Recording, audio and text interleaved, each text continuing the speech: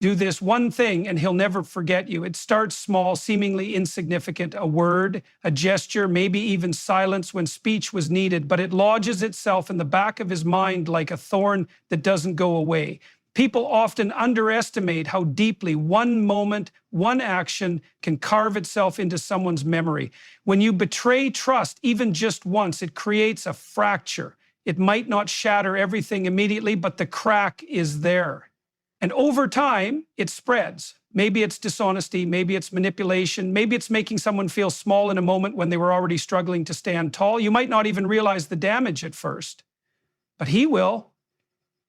There's a cruelty in using someone's vulnerability against them, in seeing their pain and choosing to press on it rather than protect it. And once that's done, once that line is crossed, the memory never fades. He may forgive, he may even try to move forward, but he will not forget. Because when someone learns they cannot trust you when it matters most, that lesson stays burned in the psyche. People remember who saw them at their lowest, but they never forget how those people responded. Did they offer a hand, or did they turn their back? Did they speak with truth, or did they exploit the moment for power, validation, or ego? It's easy to play with someone's mind, to twist words, to act like their emotions are a burden.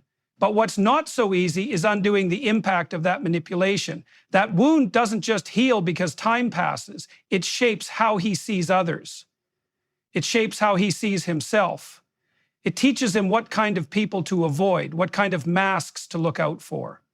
So if you want to be remembered, not with affection, but with a deep and lingering sense of caution, do that one thing, cross that line, show him that your kindness was a performance, that your empathy had limits, and trust me, he'll never forget you.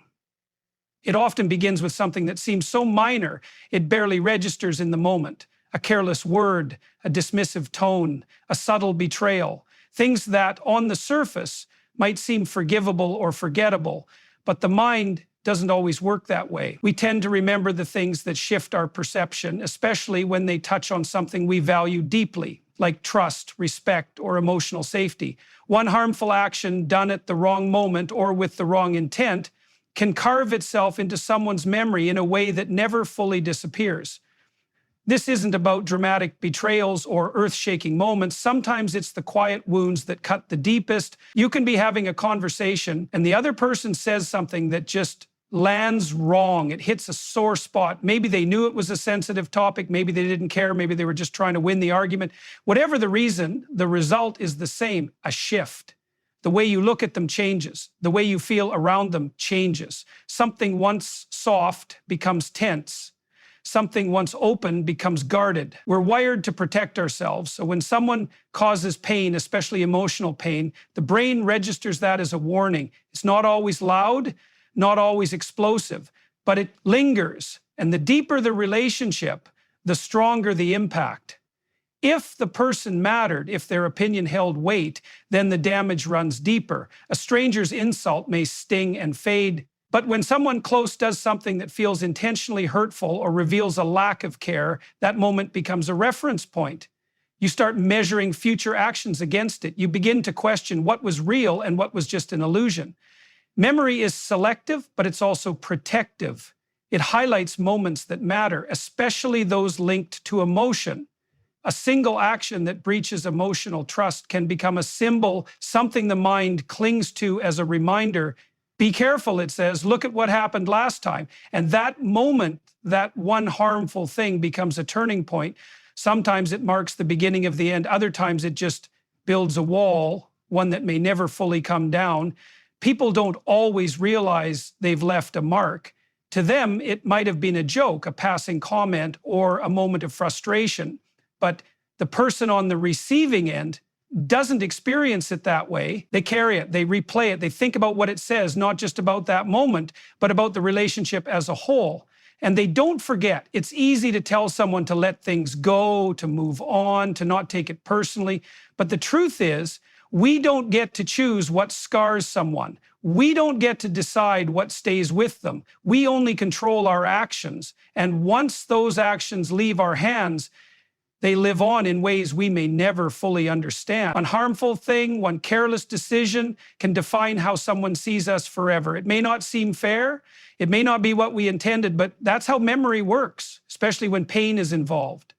Trust is one of those things that takes time to build, but only a moment to break. It's fragile like glass. You don't always see the cracks right away, but once they form, they spread silently. One wrong move, one lie, one manipulation, and the structure that once felt solid starts to shift.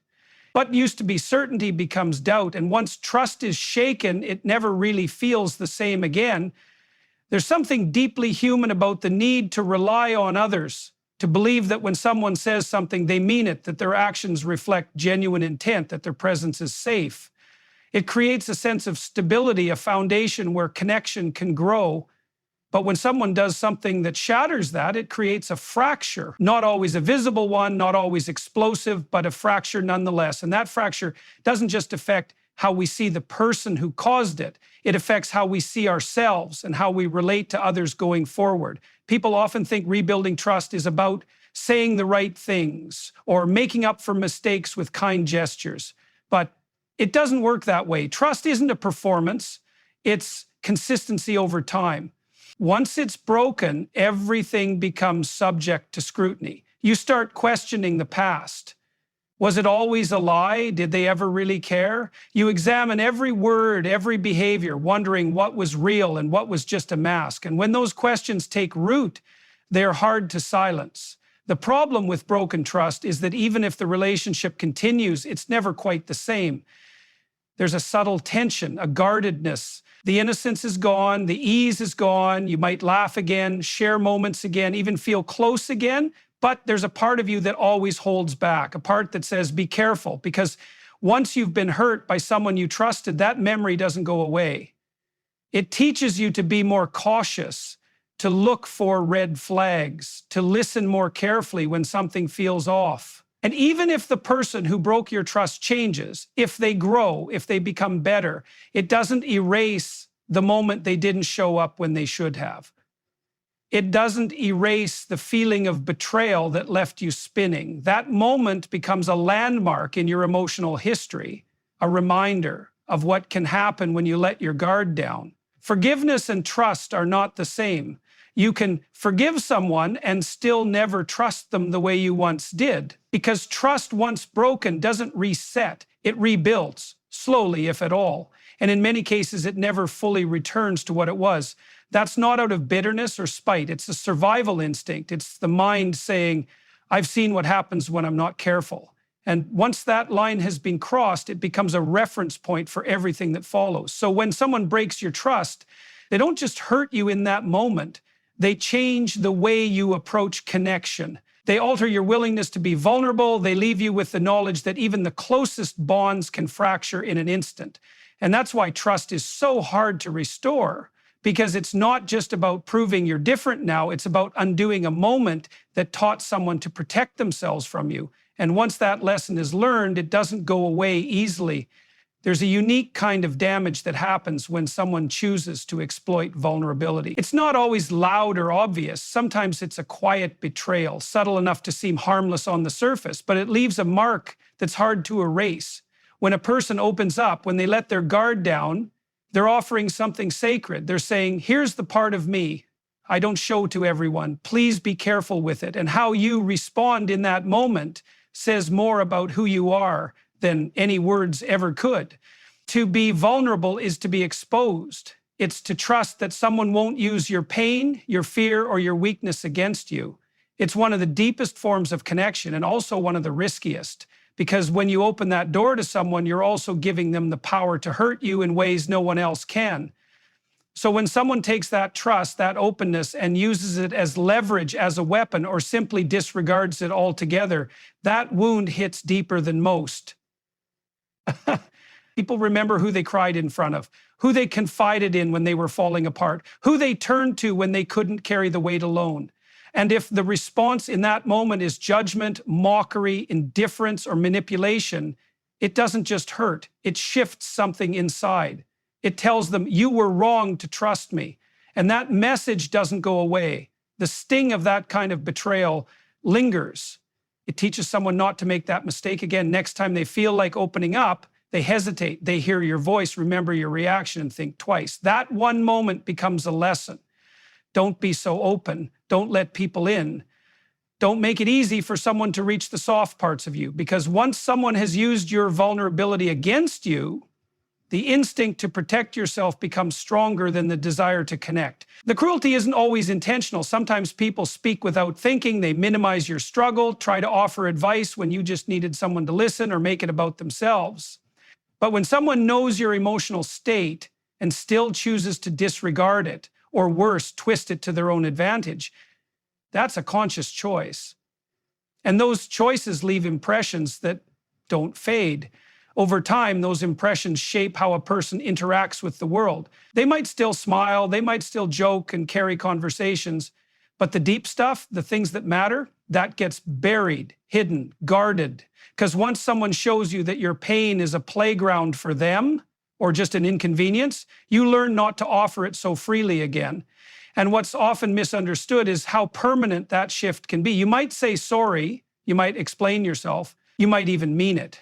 But the damage isn't in the logic, it's in the feeling.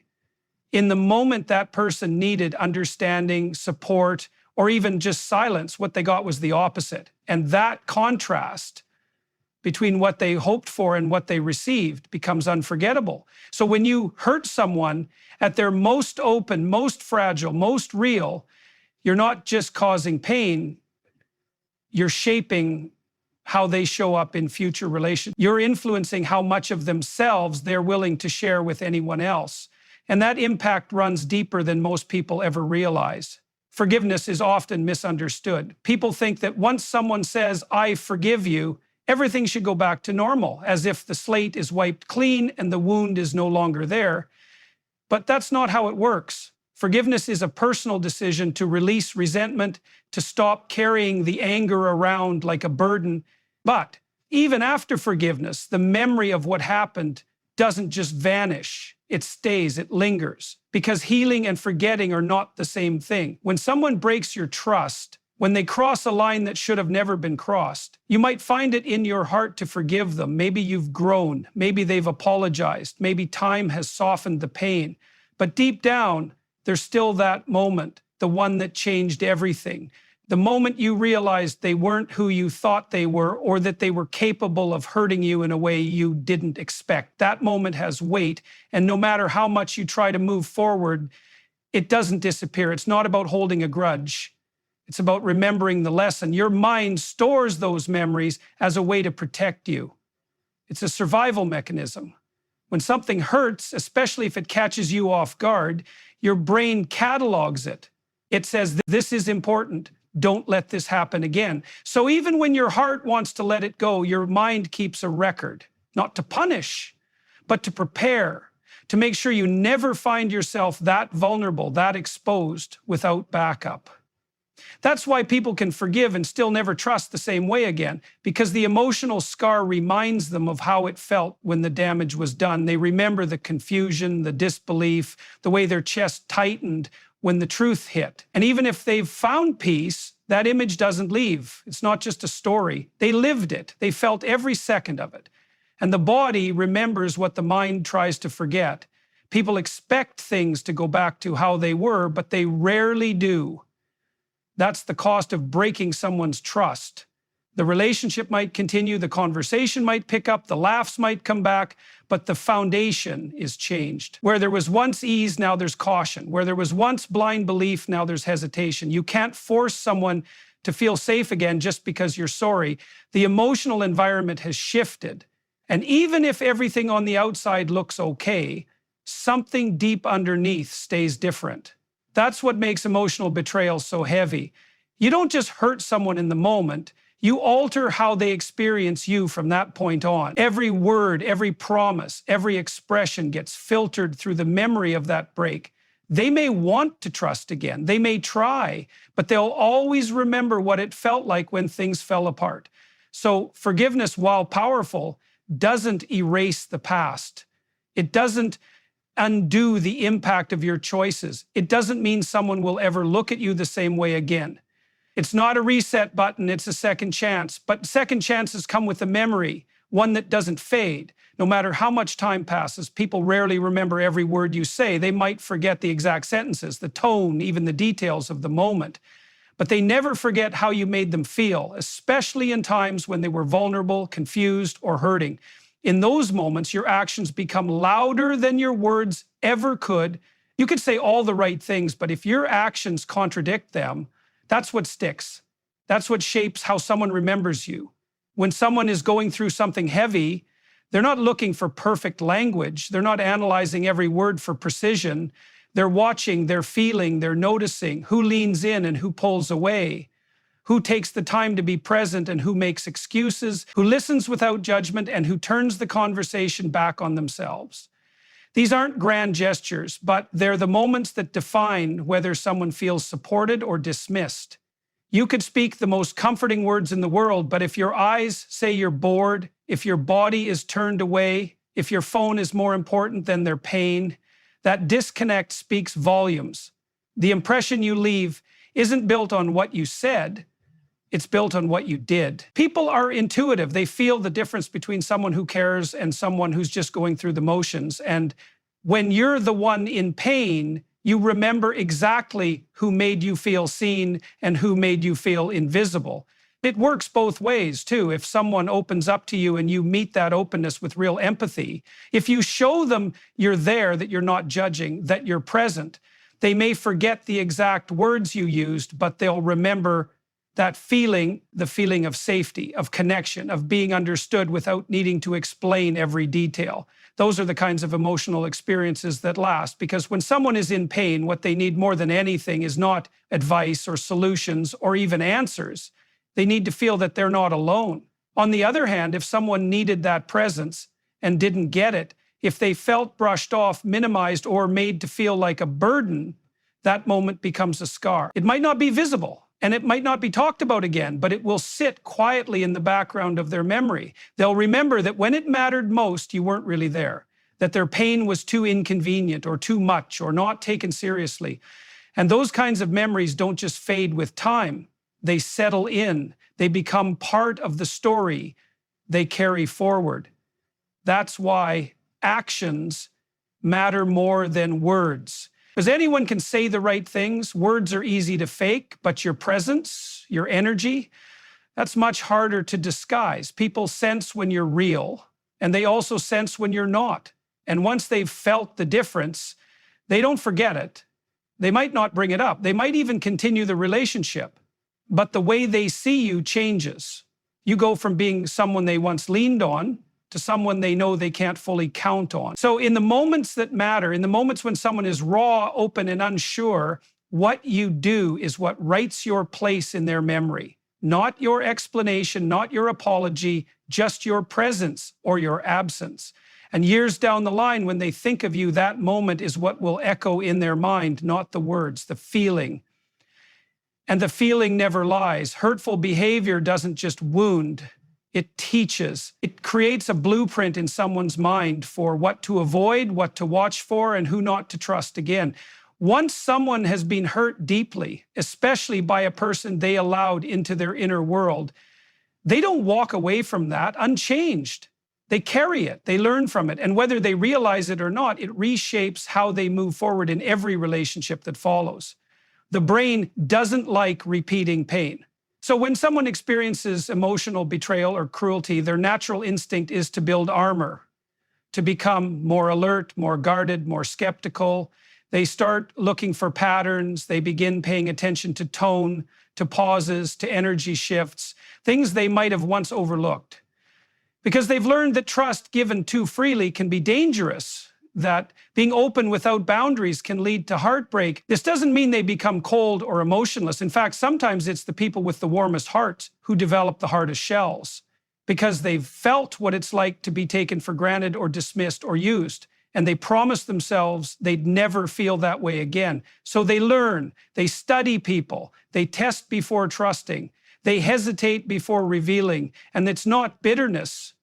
It's survival. It's their way of protecting the soft parts of themselves that someone once used as a target. That's the long-term effect of hurtful behavior.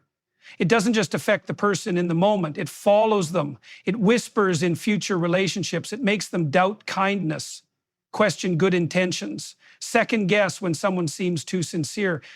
They want to believe again, but that memory won't quite let them. It becomes a shadow over new connections, not because they haven't healed, but because the lesson was too sharp to forget.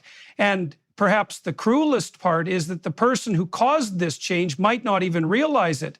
They might have moved on, forgotten what they said or what they did, but the person they hurt remembers, because that one moment became a defining one.